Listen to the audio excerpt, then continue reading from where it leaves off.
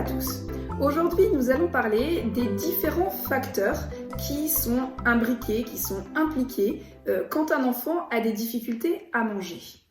En effet, certains enfants ont des difficultés pour s'alimenter d'ordre sensoriel, c'est-à-dire qu'ils ont des difficultés sensoriellement pour accepter l'aliment sur les mains ou dans la bouche, voire même près de la bouche. D'autres enfants, eux, vont avoir des difficultés à s'alimenter d'ordre oromoteur, c'est-à-dire ils peuvent mettre l'aliment en bouche, mais ils ont soit des difficultés de mastication, c'est-à-dire ils n'arrivent pas bien à mastiquer les aliments. Pour les plus petits, ils peuvent avoir des difficultés dans l'organisation praxique, donc des mouvements en fait de la langue, de la mandibule, des lèvres, pour pouvoir manger correctement. Et donc, c'est des enfants qui peuvent refuser à un moment donné de manger parce que manger, c'est difficile pour eux.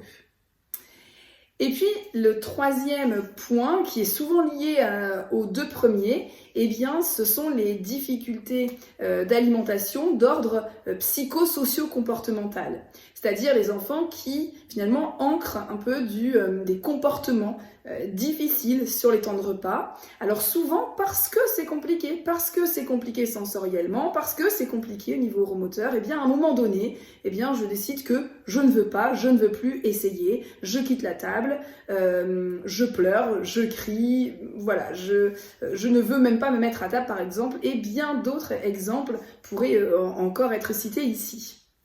Donc on a trois difficultés, si on simplifie un peu les choses, d'ordre sensoriel, c'est-à-dire je peux le faire, d'accord ? Je peux le faire sensoriellement. Certains enfants ne peuvent pas faire sensoriellement.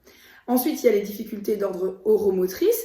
Donc là, c'est plutôt je sais faire. Je sais faire d'un point de vue praxique, oromoteur.